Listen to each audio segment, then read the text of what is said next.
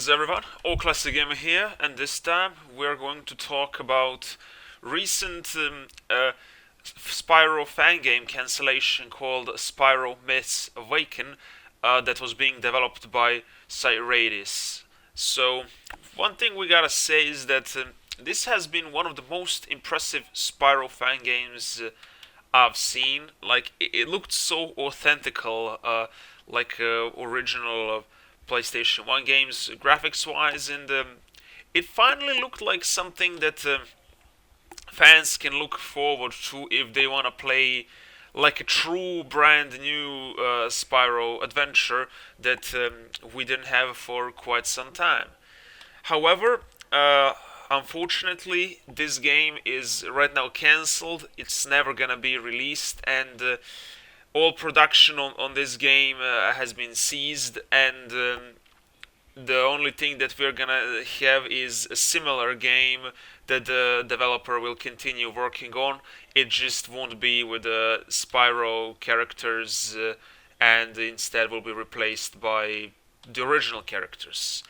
So I would like here to share my thoughts, my view on all this, and of course, as a bonus, I will include a link in the description. All the demos for Spyro Myths Awaken that were released so far will be included because I believe this deserves to be archived. And ever since the game was cancelled, all official download links have been pretty much discontinued. So thankfully, the mirrors were made. Some people did it, mostly thanks to Russia for backing them up, and we all know how Russians always leak stuff online, and they always include download links. No, seriously, if you're searching for something for free, always search Russian websites. You're gonna find it. So now, a little bit of a backstory. So everything seemed pretty fine for this game. It was being developed for a couple of years, I believe, and I think the first demo was available in 2017, and nothing was a problem for like at that time. And only recently, after Eurogamer made an article of this game, Activision decided to track down the developer and use their lawyers to personally deliver a cease and desist letter that means that he has to pretty much stop making the game, or else there can be legal consequences. Now, let's analyze this for a second and see why this happened. My theory is that Activision feared that this game looked better than something they could do themselves. Of course, the game doesn't look graphically better than a Reignited Trilogy, but Reignited Trilogy was just pretty much remakes, while this was supposed to be a brand new game with a new story. And Activision has been well aware that that people, some of them were critical of Reignited Trilogy, especially after the whole fiasco with not all three games being on disc and something like that. Then the game was also delayed, and Activision was really aware of these problems that were with the Reunited Trilogy. Like, of course, it's still a hyped game, and I know a lot of people are gonna get it. I know I'm gonna get it, and but still, there were some problems, and Activision did notice that, and perhaps they seen this game as some sort of a threat for their own future of the franchise, and plus, it looked so authentical to PlayStation 1 games, like design-wise, it's unbelievable. But then again, Activision doesn't own the assets of the PlayStation 1 games, so it's even more weird that they were bothered by this. But I guess they own, because they own the trademark of Spyro. That's why they decided to go after this game. But in my opinion, even though if they wanted to do it because of the marketing reasons and fear that the game could be a serious competition to what they plan for Spyro's future themselves, uh, I think it wasn't a good move. I think it's very anti-consumer friendly. I think it just is drawing negative attention for themselves. Like now all the Spyro fans are talking about this decision of that Activision did to cancel this fan game, and it's it really doesn't do much anything useful for them. But then again, Activision is sort of a company that just profits enough even from Call of Duty games, and they didn't count for Crash being successful. They didn't expect that it would sell this many copies, and perhaps they weren't even counting for Spyro that much. They just see these games as some nostalgia sort of thing. No, nothing like they don't see this as serious games.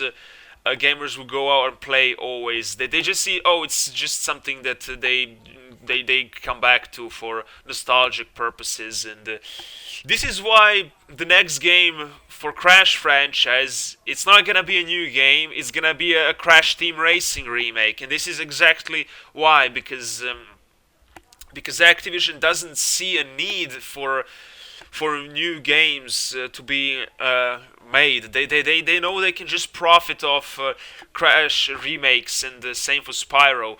I wouldn't be surprised if after Crash remake, a Crash Team Racing remake, that they do Crash Bash remake, and after that they are probably going to release one by one a Crash Twinsanity, Wrath of Cortex, Nitro Kart, and all these games. Considering those games are on 6th gen systems, they're probably going to upscale it just in a similar manner how it was done for Parappa the Rapper games. But yeah, I sadly don't see a bright future for Crash if this continues like that. I mean, getting re-releases, it's nice to boost up sales sometimes, but you must sometimes make a new game. Like, what is Activision expecting to be done? Keep releasing same games over and over again? Are we gonna eventually have a Crash of the Titans remaster by this point? I don't know, but I sure don't want this. I mean, the remasters of the first three games were understandable because they needed something to boost to check how popular the franchise is. But now I think the step in the wrong direction is to right away release Crash Team Racing remake. I think it is too early for that, and I would much rather prefer if it was first a brand new game, and then maybe after as a side project alongside with some new announcements to make Crash Team Racing online supported a remake. But back to Spyro, this pretty much proves that Activision doesn't have any serious plans for Spyro, and that they're just fearing that someone else could take over this franchise with much more successful project, and it's a really sad approach because in my opinion, this is my honest opinion, like do companies have the right to do this from the legal standpoint? They can send these letters. Can do developers need to submit to them? No, they don't need to. This is done out of pure fear because these people they don't know what's gonna happen to them, what can happen, what can't. They're probably not even like they don't have legal advisors. They don't want to spend money seeking advice. Can they find a legal loophole to prevent this and stuff? So my opinion, I think game developers need to be more brave and step up and refuse to take to comply with the cease and desist. I really believe this needs to start happening. And if I was developer of this game, I would refuse to take it down. I would offer a compromise to Activision to really so they can publish the game, and I basically give them all the sources that I already did, and try to compromise it. But if they refuse any compromise, I'll just continue my own thing and see what will happen. Because here is the point: like,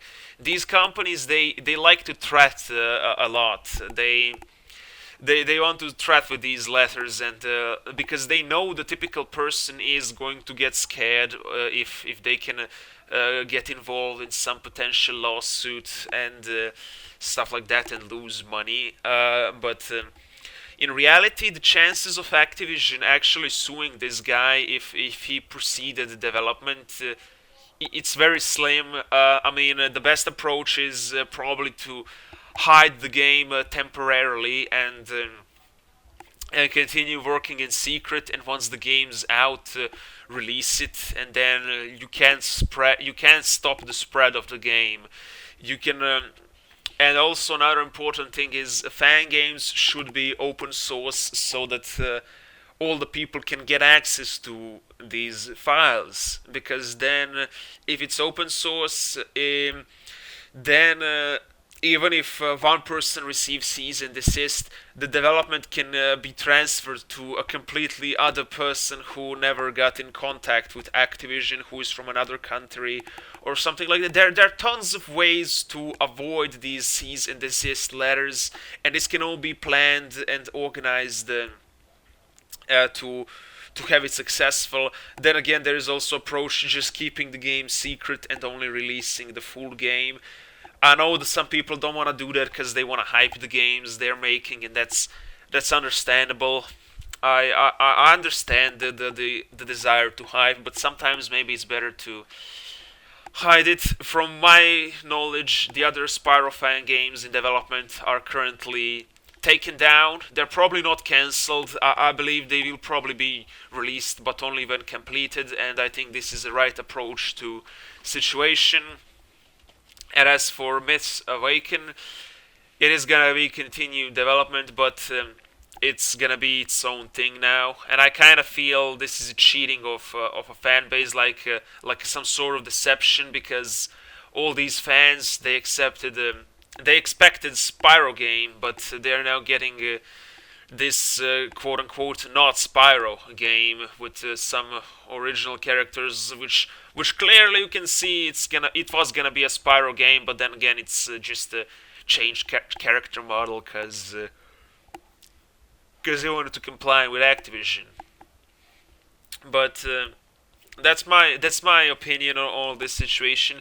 I think Activision did a huge mistake and instead should have worked together with this guy to bring this game released sooner, and maybe include it as some downloadable only title for the PlayStation Network, Xbox Live, eShop, Steam, like a download only title to be hyped for something new. Like, for example, if there is some new thing being planned for Spyro, then this game could be released as a bonus promotion. And the Activision really missed the opportunity to work with developer, and we see this happen tons of time with Capcom, and that's funny because Capcom is a Japanese company, and Japanese companies are usually more strict about these things. Like, if you see Square Enix and Nintendo, they constantly take down these fan games. Sega took only one fan game down from what I know, and then they pretty much stopped doing it and started helping developers. But yeah, and this is the first time Activision actually done this, because there has been tons of crashes, especially Crash fan games produced, and Activision never spoke anything against them, and I really wonder what this now means for Crash games, the future Crash games. Will they be developed or not? I sincerely hope they will, because I think mostly the 2D games will be developed because they don't see it as a big competition. This one looked really mind-blowing, and I think that is why they decided to take it down. And yeah, I think the smaller fan games are safe, but the big ones like Crystal's Wrath, I have to say I worry for this game a bit, what's gonna happen, and I suggest them to continue underground development of this game before it's too late. And yeah, this is my opinion. Download links will be in description. I will never take down these download links, even if Activision themselves try to contact me and force me to take them down. I'll never take them down. If they get taken down, I'll re-upload it. The people are ultimately gonna win. The corporate slaves, they're gonna lose. All these lawyers and who are sending threats, and you're all a corporate slave. You're being used against the people, and this will change once. One day there will be a revolution in this, and we will ultimately win. But for now, let's hold this at least small victory that Activision failed to erase this game from existence. The demos, it's always gonna live in our hearts. We're never gonna forget this Spyro meets Awaken demos. We're always gonna play and enjoy it, and it's never gonna be taken down. I guarantee you with that. We saved it, and see you guys next time. All these who support the game, you can check out the official Discord of development team if you're interested in a new game they're making, if you wanna see. But that's up to you. See you guys later. Goodbye.